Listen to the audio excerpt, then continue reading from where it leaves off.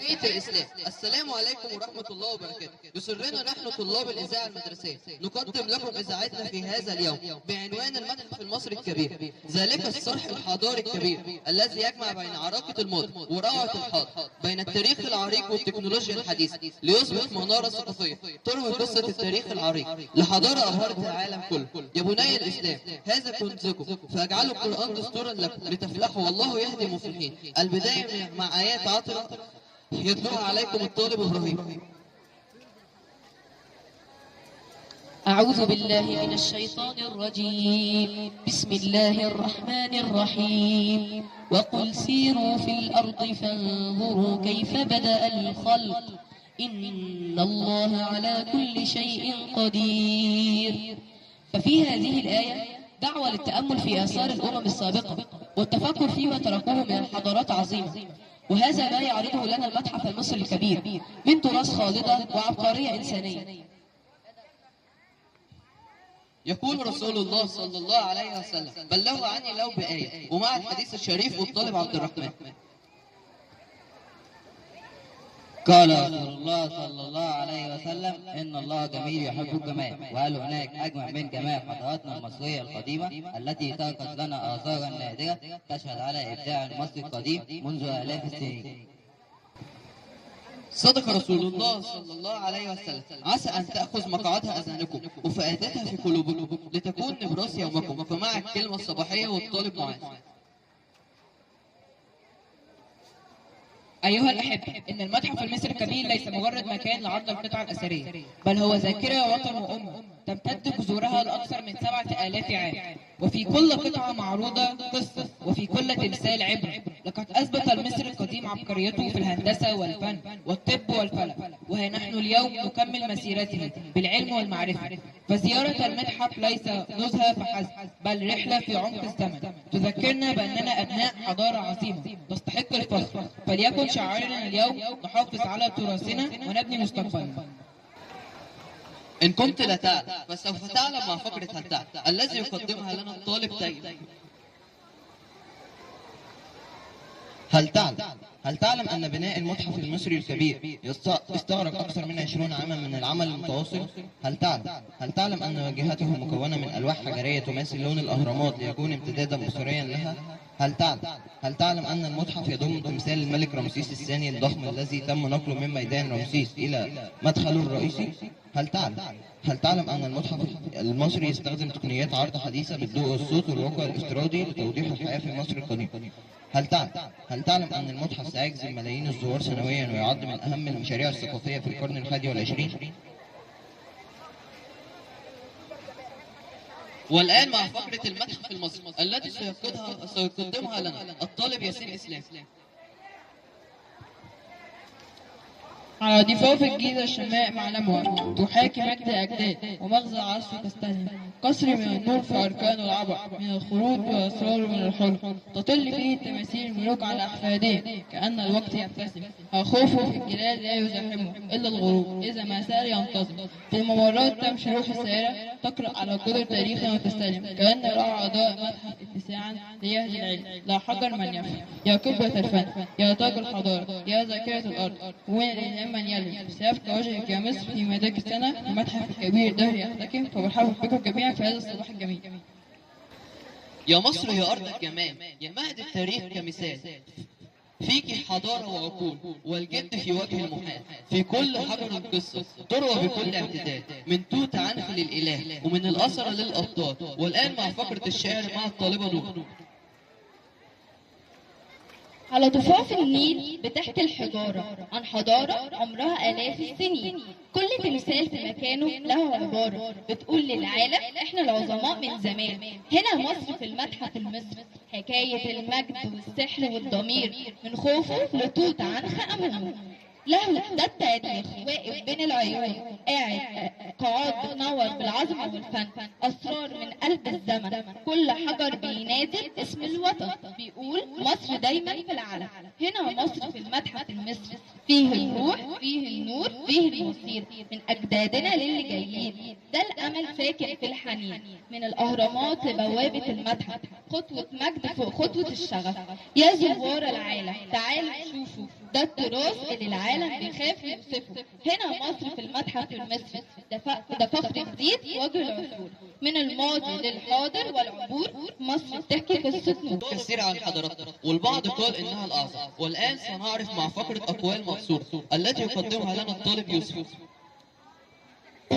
قال المؤرخ هيرودوت: مصر هي هبة النيل. وقال نابليون عندما رأى الأهرامات قال: هنا يبدأ التاريخ. الآن سنوضح لكم أهمية المتحف المصري الكبير بطريقة مختلفة. والآن مع فقرة المسرحية الإذاعية التي سيقدمها لكم آدم معاذ سيد. سمعتم عن المتحف المصري الكبير؟ يقولون إنه أعظم متحف في العالم. نعم، لقد شاهدت صورته، إنه ضخم جدا ويقع بجوار الأهرامات.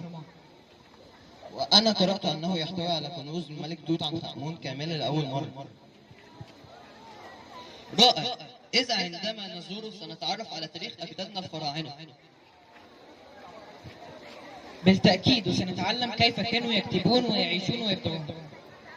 فلنفتخر إذن بأننا أبناء هذه الحضارة العظيمة. والآن مع فقرة من أهم الفقرات الإذاعية اليوم، وهي المعلومات العامة التي ستقدمها لنا الطالبة بريخان. المتحف المصري الكبير يعد أكبر متحف في العالم مخصص لحضارة واحدة، وهي الحضارة المصرية القديمة. يقع المتحف على مساحة حوالي نصف مليون متر مربع بالقرب من أهرامات الجيزة. يضم أكثر من 100,000 قطعة أثرية تغطي عصورا مختلفة من التاريخ المصري القديم.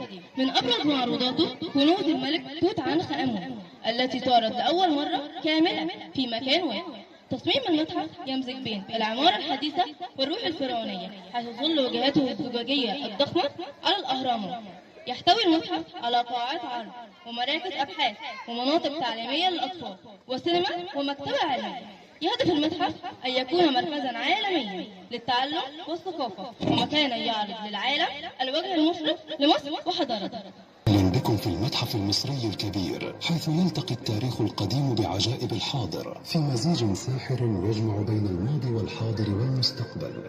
الأول من نوعه، سيكون المتحف المصري الكبير أكبر متحف أثري في العالم، مخصص لحضارة واحدة، متوازيا هندسيا مع الأهرامات الخالدة، وعلى بعد كيلومترين فقط من هضبة الجيزة. موقع المتحف الاستراتيجي يوفر تجربة متكاملة تجمع بين الثقافة والمعالم السياحية والترفيه. صمم المتحف المصري الكبير للإبهار، إبهار في الحجم، العمارة، الثقافة، الابتكار والتاريخ. كل تفصيلة في المبنى صممت لتكون ريادية، مستدامة ومبهرة. ضخامة المبنى، الأسقف الجذابة، أنظمة الإضاءة الحديثة والعناصر الزخرفية تمنح المتحف هوية فريدة ومبهرة غير مسبوقة في المتاحف الأخرى. يتميز التصميم بمدخل كبير من حجر الألباستر الشفاف، والجدران الشمالية والجنوبية والجزء الأوسط من المبنى متوازية مع أهرامات خوفو وخفرع ومنقرع. يقدم التصميم العام للزوار تجارب متدرجة تظهر مع كل خطوة. عند الدخول ينبهر الزوار برؤية المسلة المعلقة الوحيدة في العالم، وهي ميزة فريدة تمهد للرحلة المذهلة التي تنتظرهم. وتستمر العظمة بالتقدم نحو البهو العظيم، حيث يقف تمثال رمسيس الثاني الهائل الذي يبلغ وزنه 80 طنا، كشاهد على حرفية وقوة المصريين القدماء. وعلى بعد خطوات يستقبلك الدرج العظيم بمساحة 6000 متر مربع وارتفاع يعادل 6 طوابق. عند صعود الدرج العظيم يمر الزوار على 59 تمثالا ملكيا وقطعة أثرية فريدة. عند الوصول إلى القمة تتم مكافأتهم بمنظر بانورامي مذهل للأهرامات. يضم المتحف 6 قاعات دائمة و4 معارض مؤقتة تعرض آلاف من القطع الأثرية، ومنها المجموعة الكاملة للملك توت عنخ آمون المجتمعة لأول مرة منذ اكتشافها. بشكر المدرسين والمدرسات على الوقفه مع الولاد واسكتوا. بشكر سنه 5 على النظام اللي طلعوا. ودلوقتي هنقول كلمه باسم المدرسه. ابناء الطلاب وبنات الطالبات، هنا في مصر عرف التاريخ. وعشان كده المتحف المصري ده يعتبر انجاز مش لمصر بس، للعالم كله، وهو نفحات المجد. صباح مصر يفيض فخرا بحضاره علمت الدنيا معنى الفن والعلم والبناء. حديثنا كان اليوم عن اعظم المشروعات في القرن ال21، عن صرح ينتظر العالم اجمع بشغف واعجاب، انه المتحف المصري الكبير. يقع المتحف المصري الكبير على بعد خطوات من اهرامات الجيزه الثالثه، وكانه امتداد طبيعي لتاريخ عريق بدا منذ الاف السنين. هو ليس مجرد متحف، بل اكبر متحف حسني في العالم، متخصص في حضاره واحده هي الحضاره المصريه القديمه، تلك التي ما زالت تبهر العالم كله وتبهر كل من يحاول ان يفهم سرها وجمالها. يضم المتحف اكثر من 100,000 قطعه اثريه تروي فصولا من تاريخها. المتحف أكثر من 100,000 قطعة أثرية تروي فصولا من تاريخنا الممتد من عصور ما قبل التاريخ وحتى العصر اليوناني والروماني، من بينها 50,000 قطعة أثرية ستعرض لأول مرة. ومن أبرز ما يميزه أنه سيعرض كنوز الملك توت عنخ آمون كاملة لأول مرة منذ اكتشاف مقبرته في وادي الملوك قبل أكثر من 100 عام. كما يحتوي المتحف على قاعات عرض ضخمة ومراكز للترميم ومناطق تعليمية وثقافية وحدائق ومساحات عامة تجعل منه مدينة متكاملة للفن والتاريخ والمعرفة. والحدث الذي يملأ قلوبنا فخرا هو أن المتحف المصري الكبير سيتم افتتاحه رسميا يوم السبت. سقف يا جماعة كلنا، واحنا كنا نتمنى ان احنا نشارك يوم السبت في الافتتاح، لكن احنا شاركنا هنا في المدرسه وعملنا جزء من العرض كاننا بنشوف التماثيل اللي اتعرضت من المتحف. المتحف المصري الكبير هو رساله من اجيال الحاضر الى اجداد الماضي، تقول لهم لن ننسى ما صنعتموه وسنحافظ على تراثكم بكل حب واعتزاز. وهو ايضا رساله من مصر الى العالم اجمع، تقول فيها هنا مصر، هنا بدأت الحضارة وهنا ستبقى إلى الأبد. أبناء الطلاب وبنات الطالبات، المتحف المصري الكبير لا يضم فقط آثارا خالدة، بل يعكس ملامح هويتنا المصرية الأصلية، ويعلمنا أن التقدم لا يتحقق إلا إذا احترمنا تاريخنا العظيم، فلنرفع رؤوسنا عالية. فاليوم نتحدث وتحدثنا عن ماضي صنع المجد وغد يصنع الأمل. ومع افتتاح المتحف المصري الكبير يوم السبت المقبل نثبت للعالم ان مصر لا تزال وستظل دائما منارة الحضارة وموطن العظمة والخلود. وفي كل يوم جديد تزداد مصر إشراقا لمشروعاتها القومية وحفاظها على تاريخها العريق. فلنفتخر جميعا ببلادنا، ولنجعل من هذا الحدث العالمي مصدر إلهام يدفعنا لمواصلة بناء مستقبل يليق بعظمة ماضينا، ولتغرسوا في أعماقكم الإيمان بتاريخ وطنكم العريق ومجد الخالدة. نقول مع بعض: تحيا مصر! تحيا مصر! تحيا مصر!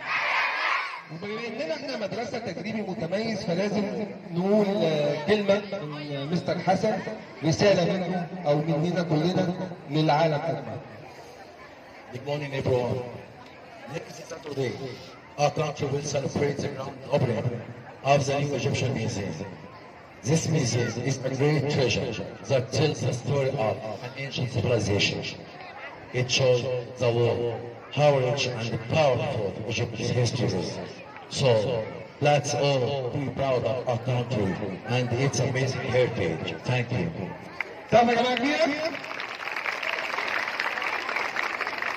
لازم وانت واقف مكانك تفتخر ان انت مصري وترفع راسك فوق، ولو حد قال لك انت مين قول له انا التاريخ، انا ارض الحضاره، انا مصر. تحيا مصر! تحيا مصر! تحيا مصر! ارفع ايدك فوق. انا مصري، انا مصري. تحيا مصر! تحيا مصر! تحيا مصر! سقف ايدك جميعا ان شاء الله. دعاء، ومع الدعاء والطالبة ما يقول. اللهم احفظ مصر وأرضها وأهلها وبارك في آثارها وتاريخها المجيد. اللهم اجعل المتحف المصري الكبير منارة للعلم والحضارة ومصدرا للفخر والعزة وشاهدا على عظمة أجدادنا وبراعة فنهم وإبداعهم. اللهم وفق القائمين عليه وأعينهم على حفظ كنوز التاريخ وثورة التراث الإنسانية، واجعل من هذا الصلح العظيم وسيلة للتقريب بين الشعوب ونشرا للجمال والمعرفة والسلام. اللهم كما حفظت الأهرام عبر الزمان فاحفظ آثارنا ومتاحفنا من كل سوء واجعلها سببا لنهضة هذا الوطن الغالي. آمين يا رب العالمين. اللهم امين. نحن محافظة السويس مدرسة مصر الخليج الرسمية المتميزة للغات نفتخر ان نشارك في افتتاح المتحف المصري الكبير. وفي الختام زملائي الاعزاء، فلنتذكر دائما ان الحضارة المصرية ليست ماضي نعتز به فقط، بل هي حضارة نبنيه ومستقبل نطمح اليه، وهكذا نكون قد انتهينا اذاعتنا المدرسيه لليوم. اذاعه اليوم تحت اشراف مديره المدرسه الاستاذ رانيا عفيفي وتحت اشراف مستر محمد جلال، وشكرا لكم. فتحت باب السما العالي وقعت للعالم يمين، دول بيخرج من الحضارة. شكر المدرسين والمدرسات على الوقفه مع الولاد وسكوتهم. بشكر سنه 5 على النظام اللي طلعوا. ودلوقتي هنقول كلمه باسم المدرسه. ابناء الطلاب وبنات الطالبات، هنا في مصر عرق التاريخ، وعشان كده المتحف المصري بيعتبر انجاز مش لمصر بس، للعالم كله. وهو نفحات المجد، صباح مصر يفيض فخرا بحضاره علمت الدنيا معنى الفن والعلم والبناء. حديثنا كان اليوم عن اعظم المشروعات في القرن ال21، عن صرح ينتظر العالم اجمع بشغف واعجاب، انه المتحف المصري الكبير. يقع المتحف المصري الكبير على بعد خطوات من اهرامات الجيزه الجديده، وكانه امتداد طبيعي لتاريخ عريق بدا منذ الاف السنين. هو ليس مجرد متحف، بل اكبر متحف اثري في العالم، متخصص في حضاره واحده هي الحضاره المصريه القديمه، تلك التي ما زالت تبهر العالم كله وتبهر كل من يحاول ان يفهم سرها وجمالها. ضمن المتحف اكثر من 100,000 قطعه اثريه تروي صورا من تاريخنا. المتحف أكثر من 100,000 قطعة أثرية تروي فصولا من تاريخنا الممتد من عصور ما قبل التاريخ وحتى العصر اليوناني والروماني، من بينها 50,000 قطعة أثرية ستعرض لأول مرة. ومن أبرز ما يميزه أنه سيعرض كنوز الملك توت عنخ آمون كاملة لأول مرة منذ اكتشاف مقبرته في وادي الملوك قبل أكثر من 100 عام. كما يحتوي المتحف على قاعات عرض ضخمة ومراكز للترميم ومناطق تعليمية وثقافية وحدائق ومساحات عامة، تجعل منه مدينة متكاملة للفن والتاريخ والمعرفة. والحدث الذي يملأ قلوبنا فخرا هو أن المتحف المصري الكبير سيتم افتتاحه رسميا يوم السبت. سقف يا جماعة كلنا. واحنا كنا نتمنى ان احنا نشارك يوم السبت في الافتتاح، لكن احنا شاركنا هنا في المدرسه وعملنا جزء من العرض كاننا بنشوف التماثيل اللي اتعرضت من المتحف. المتحف المصري الكبير هو رساله من اجيال الحاضر الى اجداد الماضي، تقول لهم لن ننسى ما صنعتموه وسنحافظ على تراثكم بكل حب واعتزاز. وهو ايضا رساله من مصر الى العالم اجمع، تقول فيها هنا مصر، هنا بدأت الحضارة وهنا ستبقى إلى الأبد.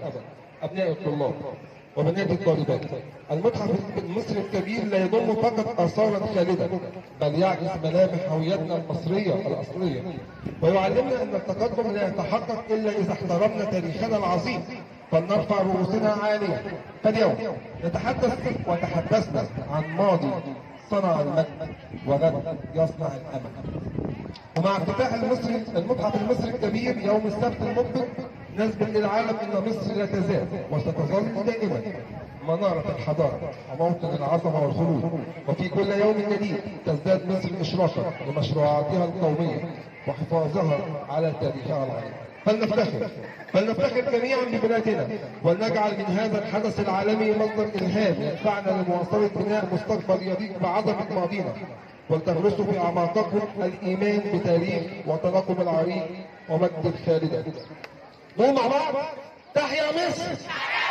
تحيا مصر! مدرسة تدريبي متميز، فلازم نقول كلمة من مستر حسن، رسالة منه أو مننا كلنا للعالم أجمع. Good morning, everyone. Next Saturday, our country will celebrate the grand opening of the new Egyptian Museum. This museum is a great treasure that tells the story of an ancient civilization. It shows the world how rich and powerful Egypt's history is. So, let's all be proud of our country and its amazing heritage. Thank you.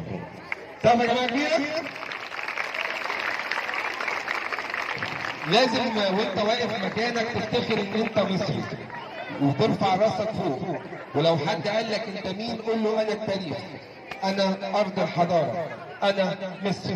تحيا مصر، تحيا مصر، تحيا مصر. ارفع ايدك فوق، انا مصري، انا مصري.